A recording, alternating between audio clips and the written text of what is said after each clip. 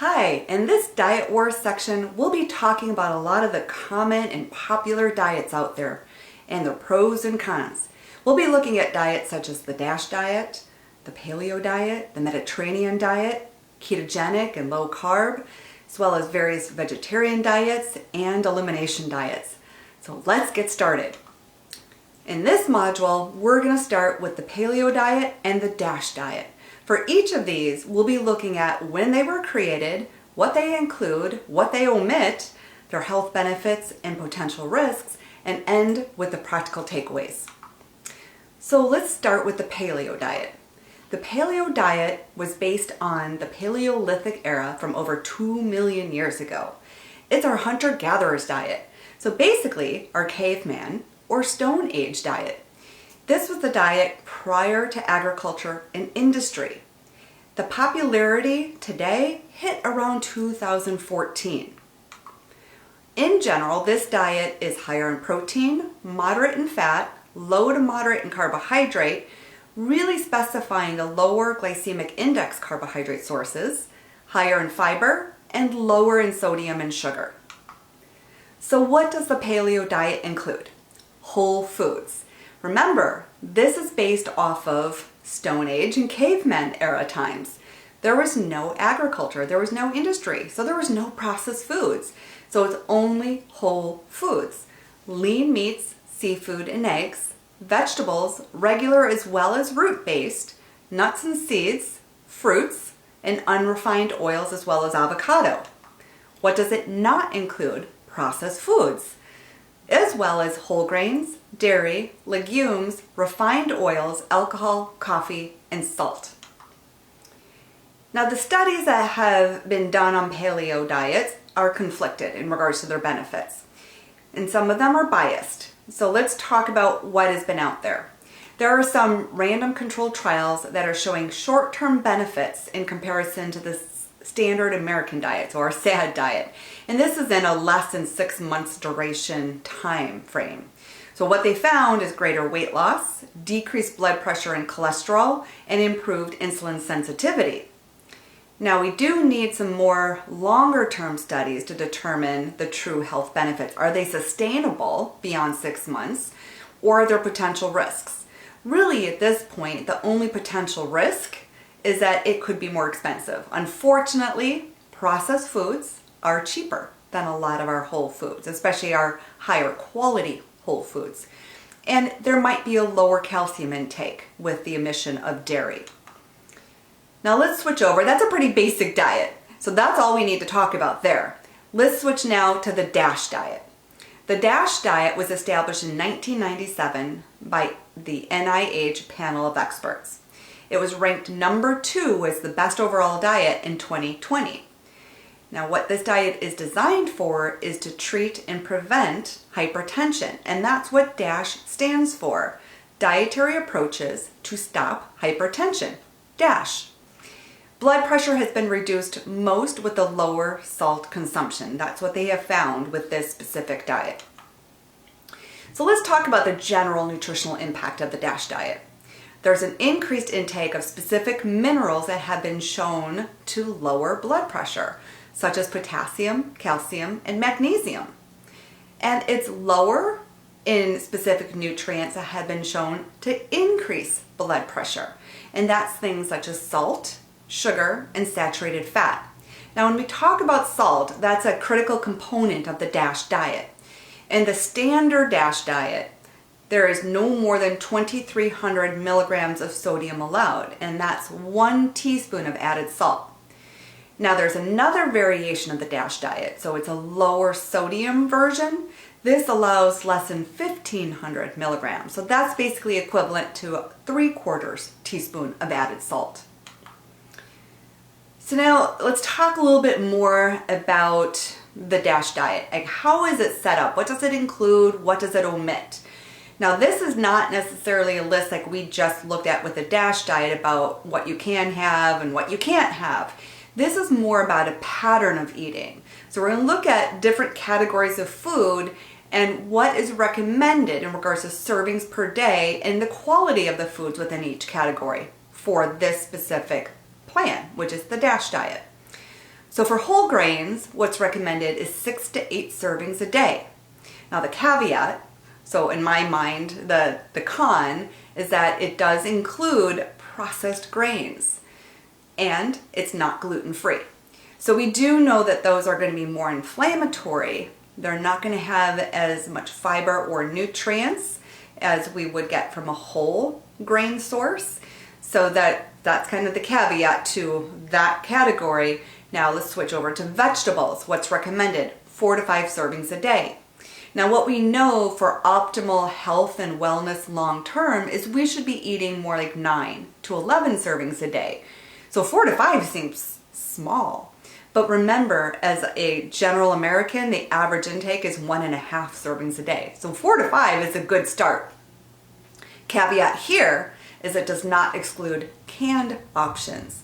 So you can still have canned vegetables. They do have to be low salt or no salt, but those are going to be more processed. They're not going to be as nutritious and nutrient dense as a whole food source. Same with fruit. Fruit is recommended at 4 to 5 servings a day, and it does not exclude juices or canned options. So again, more processed, lower nutrient composition, and in the cases of juices and canned, we can have more sugar involved, or artificial sweeteners if we're going more for a light or a sugar-free option. So that's the caveat to the fruit group. With this too, if we look at that, 4 to 5 servings of each, where in previous modules we talked about how a good guideline would be striving for 3 to 4 more vegetables and fruit because of that sugar load. Here we're saying 1 to 1, but again, it's a good start for beginners or people who really are not even eating vegetables or fruit to start with. What about the dairy group? The recommendation is 2 to 3 servings a day.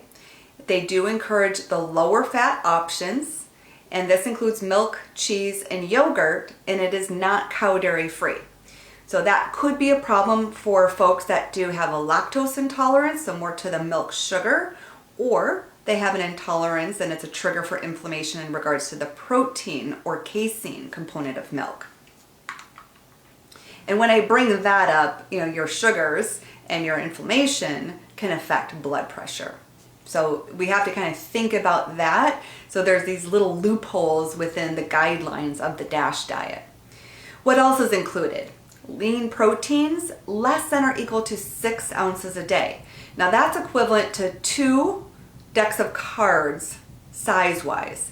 So if you think a deck of cards, that's about 3 ounces if you look at that portion in regards to your lean proteins. So you could have 2 of those in one day. Red meat is restricted to 2 times or less a week. Fats and oils, 2 to 3 servings a day. And that can be any type of vegetable oil, including margarine, mayonnaise, and dressings. Now, they do suggest lower saturated fat, but if we come back to the oils and the margarines, that might have some trans fat, may have some of the processed refined omega-6 fats, which are more inflammatory. So that's the caveat to that category. Nuts, seeds, and legumes, 4 to 5 servings a week. So not necessarily even a daily recommendation. We do know that that has a lot of great nutrients and fiber, and they are a healthy source of fat for us. Candy and added sugars, less than or equal to 5 servings a week, and they do not omit artificial sweeteners. So now let's talk a little bit about the salt commentary for the DASH diet. Salt sensitivity. So there is what's called salt sensitivity in Americans and humans. And what has been found is about 50% of us are salt sensitive. What does that mean? That means if we have a lot of salt, our blood pressure rises. Whereas the other half can have a lot of salt and it doesn't affect the blood pressure at all. So it just depends, and that can be more of a genetic predisposition where we're going to be more genetically sensitive to salt, have more impact on our blood pressure. But not everybody. Why do we need salt or sodium? Sodium is required for cellular functioning, fluid regulation, and electrolyte balance. All of those are pretty critical functions in the body. So in my opinion, I feel it's more about the processed versions of salt or foods, like our processed foods that have salt in them, versus the sodium itself. If you're getting a high quality salt that has more trace minerals in it, doesn't necessarily have that same impact. And we're going to be talking about that next. So let's talk now about the salt variations. Iodized. This used to be what was on the table at our homes as well as in the restaurants. We've moved away from that. It's not necessarily the most prevalently used in our homes and restaurants anymore. But this was the fine salt that had iodine added. It's mined from rock salt, from underground salt deposits. So this is a refined salt. So that means it's processed and we remove those trace minerals and then add in additives. In the case of iodized, you add iodine, which can be beneficial for breast health and thyroid health, but it also adds chlorine. So chlorine is helping to keep it white. Chlorine is not necessarily great to ingest on a regular basis. That's going to be one of those inhibitors to thyroid function. There's also sea salt. Now, sea salt can be fine to coarse grain. It's less processed than iodized. It's made from evaporated seawater, so it will have some trace minerals. So this is your traditional, I use air quotes, sea salt that you might see on the grocery shelves. Now we're going to talk about specific types of sea salt. One being Himalayan. This is a coarse pink salt. So you may have seen this in the store. So it's pink in color, it's a little bit larger granule. It's from the ancient salt mines coming from under lava rock in Pakistan. It is unrefined. So it keeps its essential minerals such as magnesium, calcium, and potassium. The other nice thing about Himalayan is there's less toxin load because it was created long before our modern toxins entered the picture. There's also Celtic salt. This is also a coarse salt and it's also a little more moist. It's going to be lighter gray in color. Now this comes from evaporated ocean water off the coast of France, so it's very regional. It is also unrefined, so it maintains the trace elements and minerals. It may be higher in iron and lower in sodium than other sea salts. And it does have a potential toxin load from the ocean because it's coming from ocean water off of the coast of France. We know that our ocean waters are getting more polluted, more toxic, so there may be some mercury, lead, plastic, or petroleum in these products. And then there's Redmond's sea salt. This is also an unrefined sea salt that is harvested from ancient underground salt deposits in Utah, so here right in the States. And it's going to be more pink to light red in color. So now let's talk about the health benefits of the DASH diet. Americans with hypertension or high blood pressure has doubled over the past 40 years. And having high blood pressure increases one's risk for heart disease, stroke, and kidney failure if it's left unmanaged.